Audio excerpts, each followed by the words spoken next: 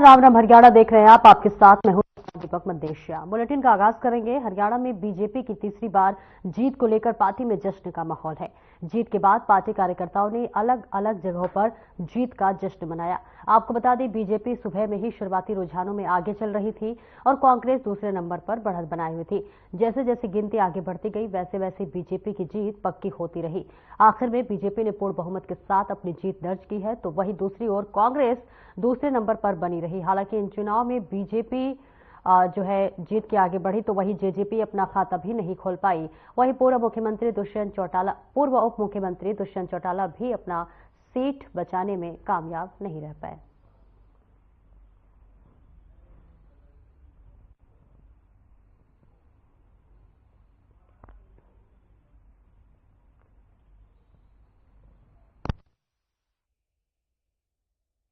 और हरियाणा विधानसभा चुनाव में बीजेपी के शानदार प्रदर्शन को लेकर दिल्ली स्थित बीजेपी मुख्यालय पर पार्टी के समर्थकों ने जमकर जश्न मनाते हुए पटाखे फोड़े और इस दौरान बीजेपी के समर्थक एक दूसरे को लड्डू खिलाते हुए और बधाई देते हुए नजर आए।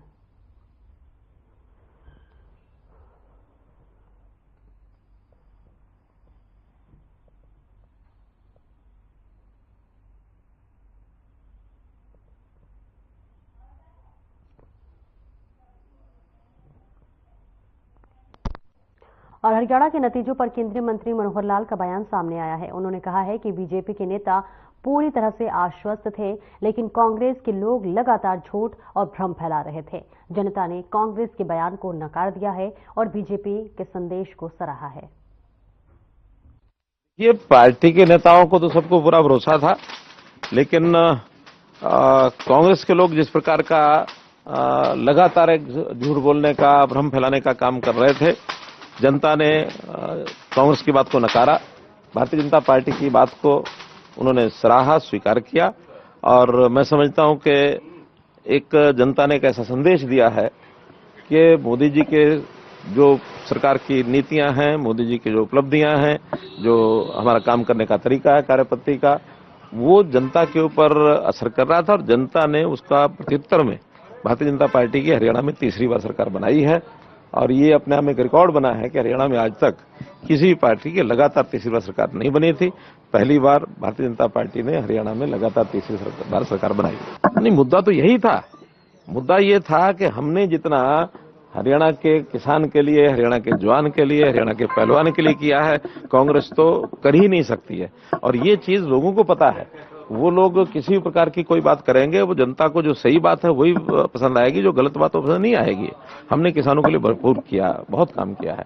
इसलिए मैं तो आज इस समय इतना ही संक्षेप में कहना चाहूंगा कि जो चीज जनता ने महसूस की, कांग्रेस के भ्रम में नहीं आई है। यहाँ का लोकतंत्र, हरियाणा का लोकतंत्र बहुत ही परिपक्व है, जनता बड़ी परिपक्व है और जनता ने एक हमारे कामों पर, मोदी जी की नीतियों पर एक मुहर लगाई है और मैं इसका श्रेय जनता को देता हूं, भारतीय जनता पार्टी के कार्यकर्ताओं को देता हूं।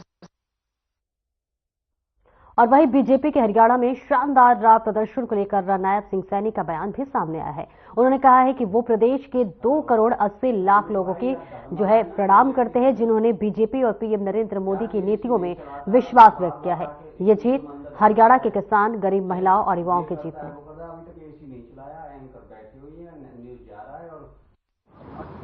सबसे पहले मैं हरियाणा प्रदेश की जनता का, 2 करोड़ 80 लाख लोगों का मैं प्रणाम करता हूं, दिल से धन्यवाद करता हूं कि जिन्होंने भारतीय जनता पार्टी आदरणीय नरेंद्र मोदी जी की नीतियों में एक बड़ा विश्वास व्यक्त किया है।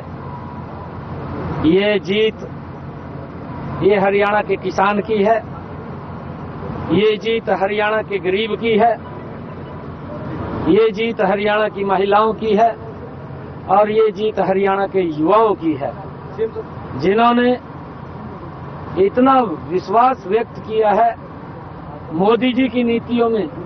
और मोदी जी ने जिस प्रकार से हरियाणा को संभाला है और उनके विकास कार्यों के ऊपर ये डबल इंजन की सरकार के ऊपर तीसरी बार मुहर लगाई है, ये ऐतिहासिक है। आदरणीय प्रधानमंत्री जी के आशीर्वाद के अंदर हम तीसरी बार हरियाणा में सफल हुए हैं।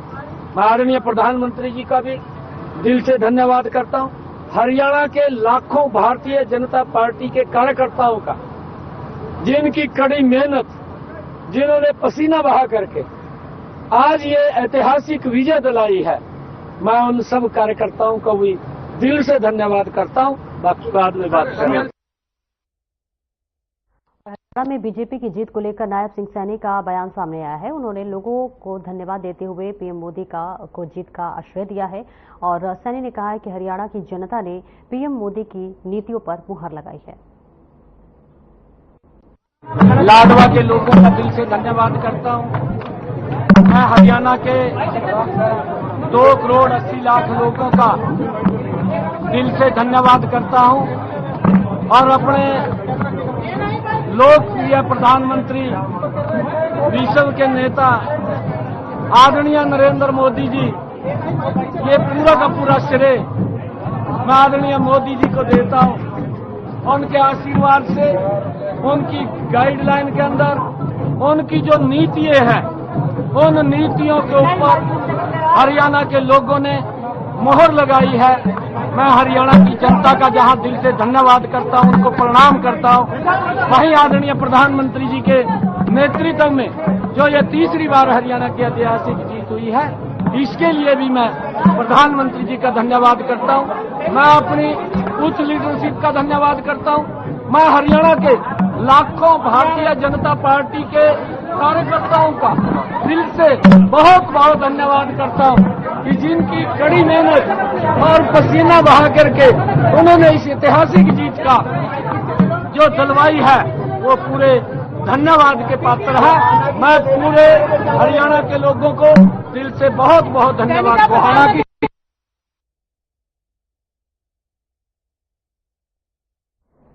और हरियाणा में बीजेपी की जीत के साथ ही सभी एग्जिट पोल फेल हो गए। जी हां, हरियाणा में बीजेपी ने जो हैट्रिक लगाई है जीत की, जिस पर हरियाणा एनआरआई सेल के प्रदेश प्रवक्ता प्रणव चोपड़ा ने खुशी जाहिर करते हुए बताया कि हरियाणा में बीजेपी की सरकार बनना पहले से ही तय था, क्योंकि लोगों ने बीजेपी सरकार का काम देखा है, विकास कार्य देखे हैं और जितनी नीतियां हरियाणा के अंदर बीजेपी सरकार ने लोगों के हित के लिए बनाई है, ऐसी नीति आज तक नहीं बनी। विकास की बात करें तो पूरे देश में अगर विकास हुआ है तो सबसे ज्यादा विकास हरियाणा में हुआ है।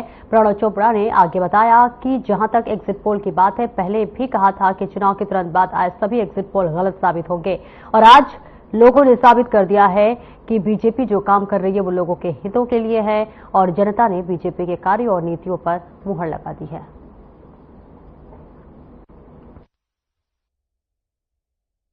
बीजेपी की जीत तो निश्चित थी। पहले भी जैसे कि मैंने कई रिपोर्टर्स को और पहले कई पुराने अपने इंटरव्यूज में कहा था कि बीजेपी अपनी सरकार तीसरी बार बनाएगी। जो आज आप देख रहे हैं, बीजेपी पूर्ण बहुमत से अपनी सरकार बना रही है। सर देखिए, बीजेपी जो है सबका साथ सबका विकास में बिलीव करती है। एक सेवा जैसी पार्टी है। जैसे कि मैं कहना चाहूंगा, सेवा ही संगठन है। हमारा एक जो संगठन है वो किसी प्रकार से सेवा में पीछे नहीं हटता। और आप देखें, जितनी भी योजनाएं आती है और जितना भी कार्य होता है, उसके अंदर बीजेपी के लीडर्स कोई कमी नहीं छोड़ते किसी कार्य को करने में। हर एक पॉलिसी हर वर्ग के लिए बनाई गई है। बात करते हैं आप अगर एमएसएमई यूनिट्स की, एमएसएमई यूनिट्स यहाँ बढ़े, इनडायरेक्ट टैक्स का रेवेन्यू बढ़ा है और साथ में ही किसानों के लिए नई नई योजनाएं आई जिससे किसानों को बहुत लाभ मिला।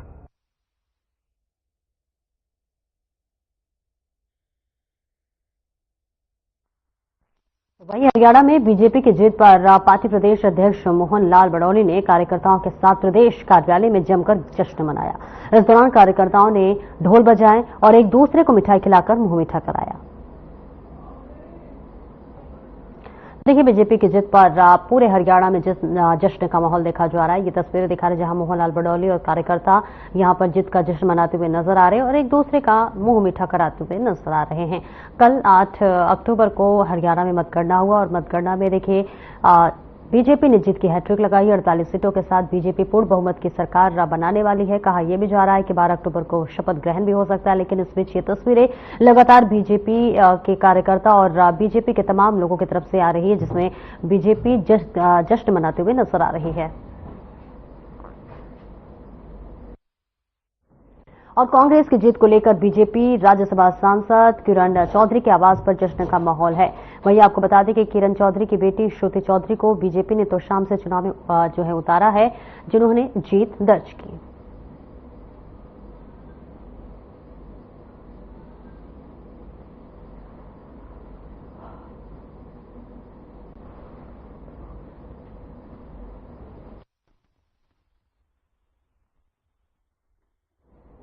और वहीं रोहतक में भी बीजेपी कार्यालय में जीत का जश्न मनाया गया। पूर्व सांसद संजय भाटिया ने कार्यकर्ताओं का मुंह मीठा कराया और कार्यकर्ताओं का आभार जताया। संजय भाटिया ने कहा कि हरियाणा की जनता ने बीजेपी की नीतियों पर भरोसा जताया है। नतीजों से पीएम मोदी पर विश्वास की मुहर लगी है।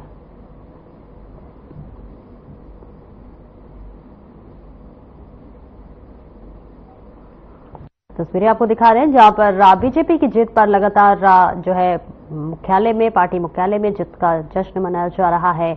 और इस बीच ये तस्वीरें आपको दिखा रहे हैं जहां बीजेपी के कार्यकर्ता हैं वो एक दूसरे का मुंह मीठा कराकर जीत का जश्न मनाते हुए नजर आ रहे हैं। बीजेपी देखिए पूर्ण बहुमत के साथ जीत दर्ज कर चुके हैं हरियाणा में, और यह ऐतिहासिक जीत भी माना जा रहा है क्योंकि 1996 से लेकर अब तक कभी किसी भी सरकार ने तीसरी बार सरकार नहीं बनाई। और ये बीजेपी देखिए पहली बार ऐतिहासिक एक जीत मानी जा रही है, जहां सबको यही उम्मीद और यही आशा थी। हालांकि एग्जिट पोल भी कांग्रेस के पक्ष में थे, लेकिन इस बीच जीत की हैट्रिक लगाते हुए बीजेपी नजर आ रही है, जिसके बाद से बीजेपी पार्टी में, बीजेपी मुख्यालय में जीत का जश्न मनाया जा रहा है। बीजेपी के तमाम कार्यकर्ता जश्न मनाते हुए नजर आ रहे हैं। ढोल नगाड़ों के साथ सभी अपने अपने मुख्यालय पर जीत का जश्न मनाते हुए नजर आ रहे हैं। और ये तस्वीरें आपको दिखा रहे हैं जहां एक दूसरे को मिठाई खिलाकर जीत का जश्न मनाया जा रहा है। संजय भाटिया ने देखिए जीत की बधाई दी है और इस बीच कार्यकर्ताओं को देखिए मिठाई खिलाते हुए भी वो नजर आए। तो हरियाणा में बीजेपी की जीत के बाद से पूरे हरियाणा में जश्न का माहौल देखा जा रहा है। और वहीं बीजेपी की जीत को लेकर अनिल विज ने जीत को लेकर मीडिया से बातचीत की। उन्होंने इस जीत को पार्टी की नीतियों की जीत बताई है। नीतियों की जीत है और नरेंद्र मोदी जी जो देश को तेजी से आगे लेके जाना चाह रहे हैं, ये उसकी जीत है, लोगों के विश्वास की। के चुनावी नतीजों पर बीजेपी प्रत्याशी और हरियाणा के पूर्व गृह मंत्री अनिल विज का बयान सामने आया है। अनिल विज ने क्या कुछ कहा, आइए आपको सीधे सुनाते हैं। फिर स्थिति का पता लगेगा, एरिया का फर्क होगा। उससे पहले पोस्टल बैलेट हो रहे के लोग ज्यादा उछल रहे हैं, पर जैसे जैसे आगे बढ़ती जा रही है उछल कूद भी कम होती जा रही है। लोग तो मुंह पाओगे यार के जनता का फैसला है, जनता का फैसला मुझे तो लगता है ठीक आएगा।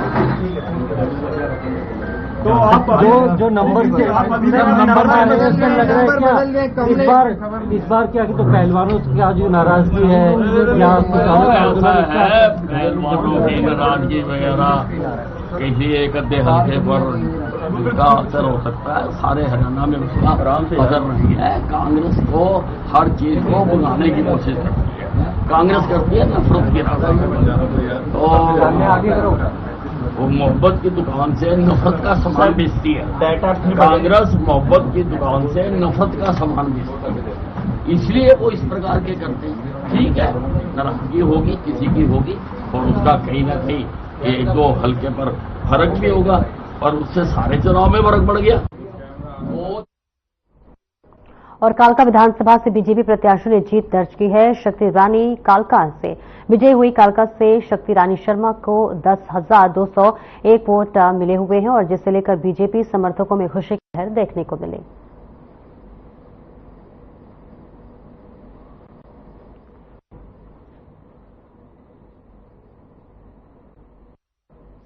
और जीत के बाद आदित्य सुरजेवाला ने अपनी दादी से आशीर्वाद लिया और मुंह मीठा करवाने की बात करते हुए नजर आए।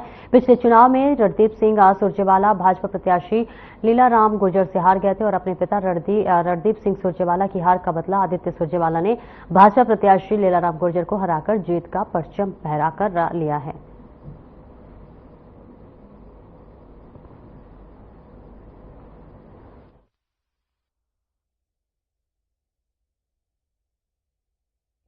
और कांग्रेस नेता आदित्य सुरजेवाला ने क्याथल विधानसभा क्षेत्र से जीत हासिल की है। बता दें कि आदित्य सुरजेवाला ने 8000 वोटों से जीत दर्ज की है। तो वहीं दूसरे नंबर पर बीजेपी प्रत्याशी लीलाराम और तीसरे नंबर पर बीएसपी के अनिल तंवर रहे। जीत के बाद आदित्य सुरजेवाला ने अपने समर्थकों के साथ रोड शो निकाला। आदित्य सुरजेवाला के रोड शो के दौरान भारी संख्या में कांग्रेस कार्यकर्ता शामिल हुए।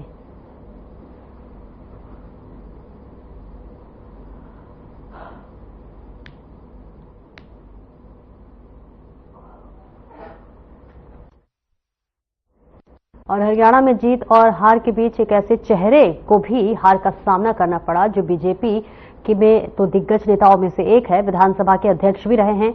नतीजों में हार के बाद ज्ञानचंद गुप्ता ने कहा कि चुनाव में जो जन आदेश मिला है उसे स्वीकार किया है। उन्होंने यह भी कहा कि वे पहले ही बीजेपी की जीत का दावा कर रहे थे और यही साबित भी हुआ।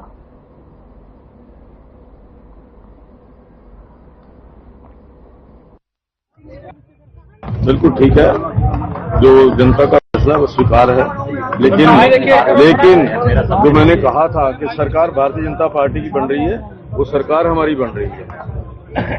ये जो सारे जो एग्जिट पोल थे वो सारे फेल हुए। हमने पहले कहा था कि एग्जिट पोल फेल हो। सर कैसे देखते हैं, मुकाबला बड़ी टफ था, एकदम नेक तो नेक रहा और बहुत ज्यादा वोट से नहीं बेटे देखिए, ये इसके अंदर एक हार एक जीत होती है।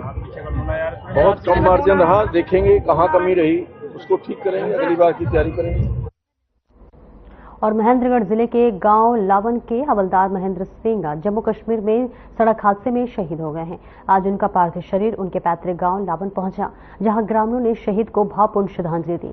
जब उनका पार्थिव शरीर माजरा चुंगी से गांव तक लाया जा रहा था, तब गांव में ही माहौल गमगीन हो गया था और शहीद को श्रद्धांजलि देने के लिए महेंद्रगढ़ से विधायक राव दान सिंह और बीजेपी के पूर्व जिला अध्यक्ष कंवर सिंह यादव सहित कई गणमान्य व्यक्ति और प्रशासनिक अधिकारी पहुंचे। शहीद महेंद्र सिंह के 7 वर्षीय बेटे गौरव ने अपने पिता को मुखाग्नि दी। सैन्य अधिकारियों ने शहीद को राजकीय सम्मान के साथ अंतिम विदाई दी।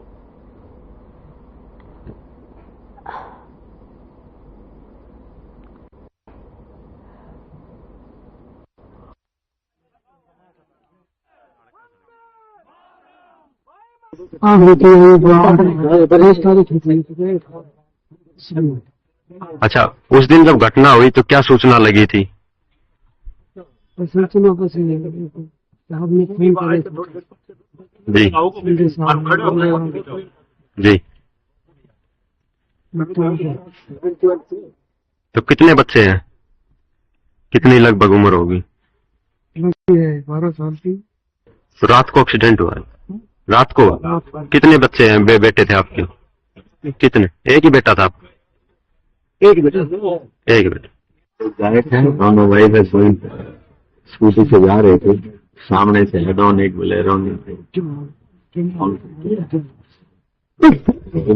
उसी समय लेफ्ट साइड पे गिर गई, हेड इंजरी आई है, उससे 2 ऑपरेशन हुए चुके हैं।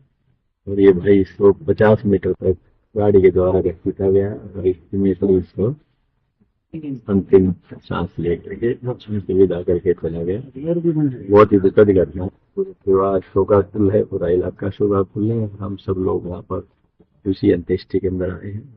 एक समूह में था ये, और इनका एक रोड एक्सीडेंट में ध्यान और बहुत ही बादशाह हुए थे। सेना को बहुत बड़ी क्षति है जो कि बहुत दिनों में पूरी हो गई। सर, परिवार का कोई और सदस्य भी साथ था उस दिन? इनकी वाइफ के साथ में, जो अभी क्रिटिकल उधमपुर एमएच में उनका इलाज चल रहा है। हम उम्मीद करते हैं तो जल्द से जल्द शुभकामना।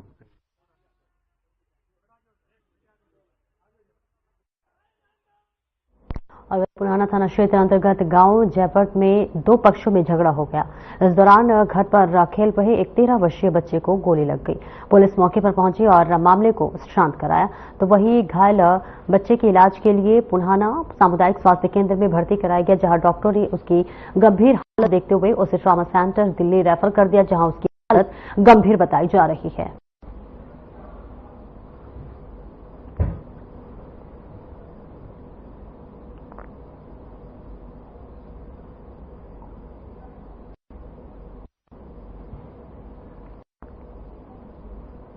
और रेवाड़ी में 35 वर्षीय शख्स का शव झाड़ियों में मिला है और जिसका चेहरा जो है पत्थरों से बुरी तरह से कुचल दिया गया है। इस बीच पुलिस लगातार जांच पड़ताल करते हुए नजर आ रही है और इसी के साथ साथ हत्यारोपी के खिलाफ मामला दर्ज कर लिया गया है।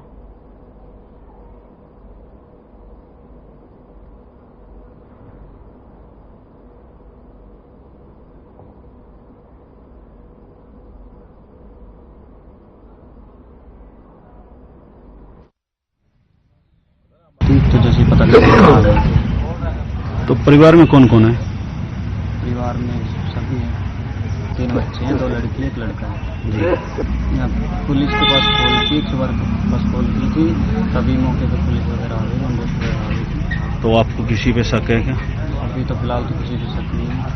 कुछ नहीं, यहाँ पे पत्थर वगैरह पड़े हुए थे और ये आपने सब देखा ही। मामला एक डेड बॉडी यहाँ नांगल तेजू बस स्टैंड के पीछे, खोखो के पीछे है ना, एक संजय नाम की व्यक्ति की डेड बॉडी मिली है, जिसकी उम्र लगभग 35 साल है और जिसके चेहरे पे पत्थरों के चोट के निशान हैं और अभी जांच की जा रही है। तो सर मर्डर का कारण क्या होगा? ये तो तफ्तीश का विषय है आगे। तो मौके पे कौन कौन अधिकारी पहुंचे हैं सर? मौके पे डीएसपी साहब आए हैं, एफएसएल टीम है और मैं स्वयं हूँ।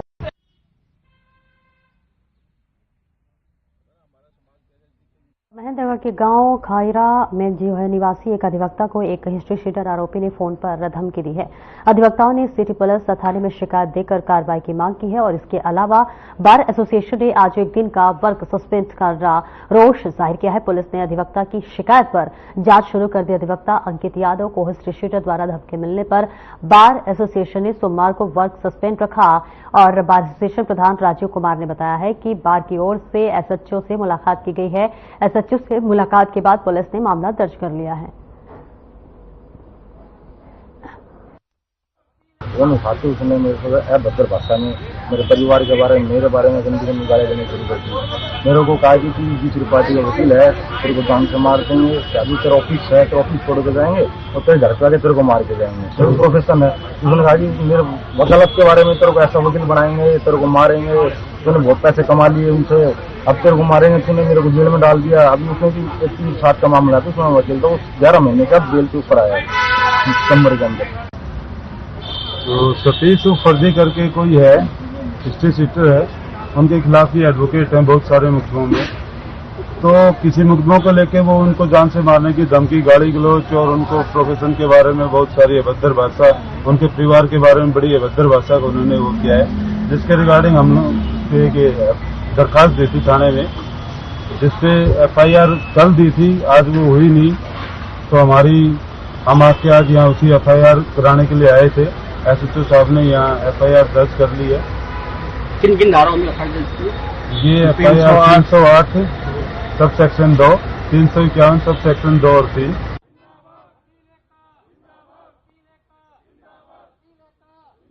ये पूरा तस्वीर आपको दिखा रहा है। हिस्ट्री शीटर ने 2 वकील को धमकी दी है और धमकी के बाद से देखिए मामला दर्ज किया गया है और मामला दर्ज करने के बाद पुलिस आगे की कार्रवाई में जुटी हुई है और देखिए अधिवक्ताओं ने कार्रवाई की मांग की है और जल्द से जल्द इस पूरे मामले को संज्ञान में लेने के लिए पुलिस से कार्रवाई की मांग की है। पुलिस ने शिकायत पर जांच पड़ताल शुरू कर दी है। फिलहाल ये तस्वीरें आपको दिखा रहे हैं जहां अधिवक्ताओं में रोष है।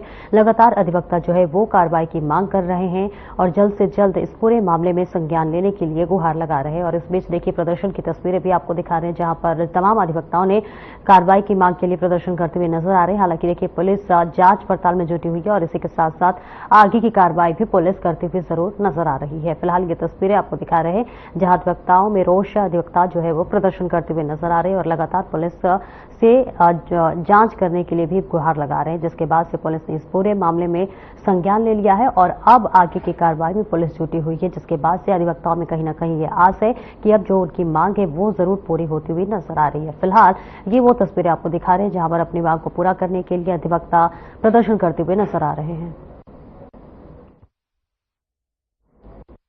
और फिलहाल मेरे साथ इस बुलेटिन में दीजिए इजाजत। नमस्कार।